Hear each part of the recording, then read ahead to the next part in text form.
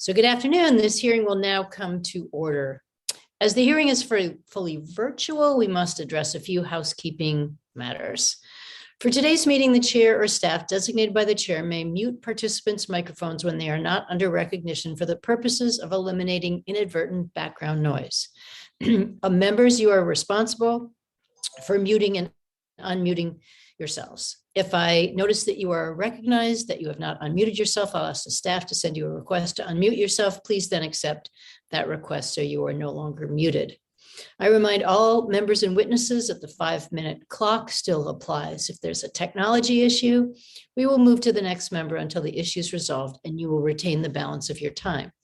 You will notice a clock on your screen that will show how much time is remaining. At 1 minute remaining, the clock will turn to yellow. At 30 seconds remaining, I will gently tap the gavel to remind members that their time is almost expired. When your time is expired, the clock will turn red and I will begin to recognize the next member. In terms of the speaking order, we will follow the order set forth in the House rules, beginning with the chair and ranking member, then members present at the time the hearing is called to order will be recognized in order of seniority, and finally, members not present at the time the hearing is called to order. Finally, House rules require me to remind you that we've set up an email address to which members can send anything they wish to submit in writing at any of our hearings or markups. That email address has been provided in advance to your staff. Okay, done with the technical part. So good morning, everyone, and welcome to the second public witness hearing on tribal programs under the jurisdiction of the Interior and Environment Appropriations Subcommittee.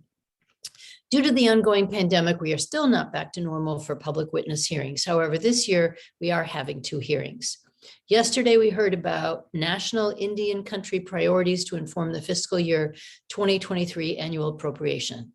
Today, we'll focus on regional Indian country priorities.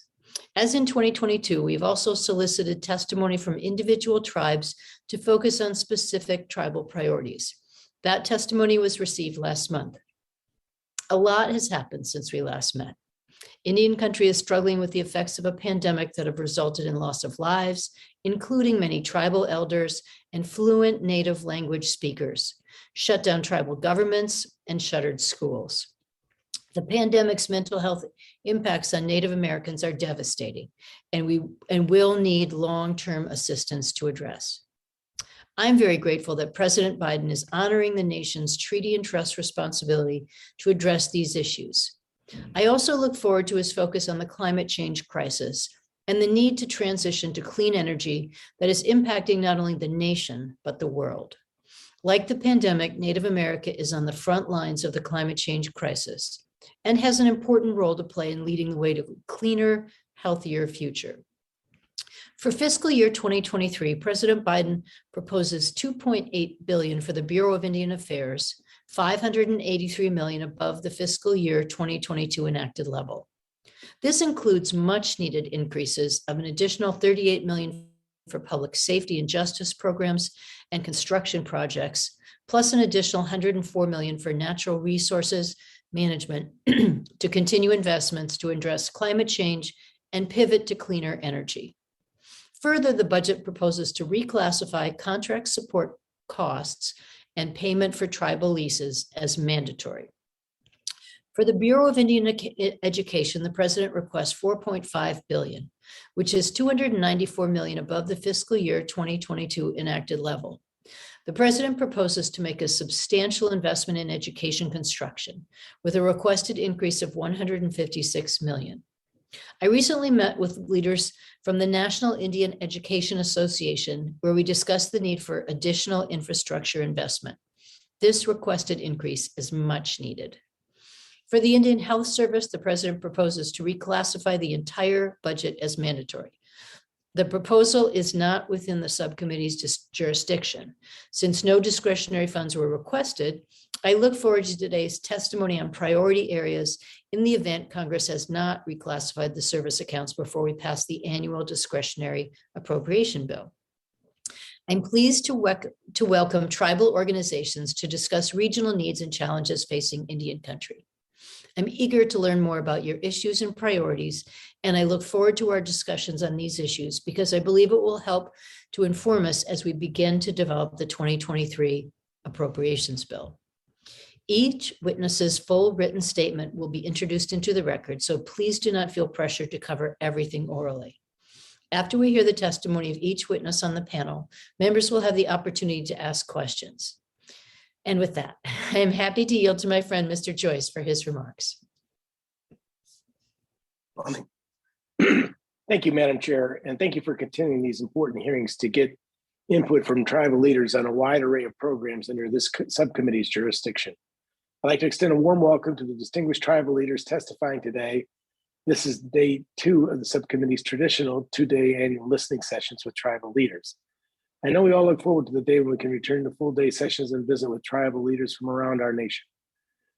Our witnesses today have a difficult job of representing a diverse array of interests from hundreds of sovereign nations across the country.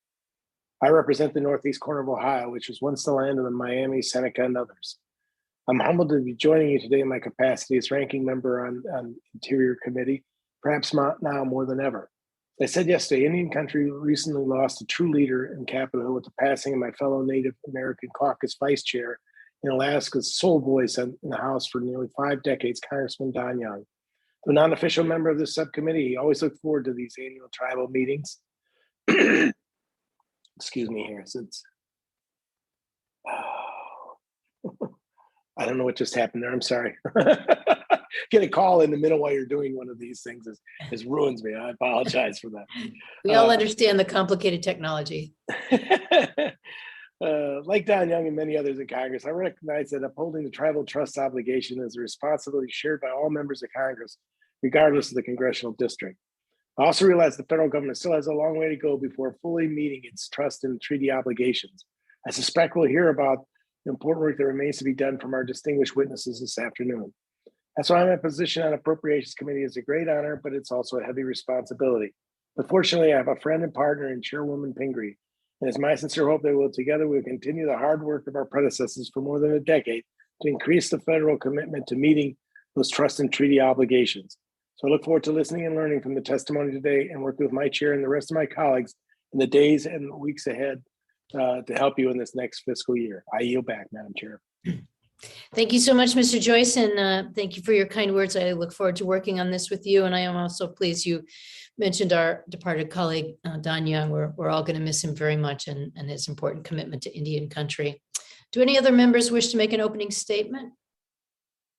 Okay, seeing none, we will begin to hear the testimony from our witnesses. And thank you all so much for taking your time to be with us today. We're really looking forward to having a conversation with you.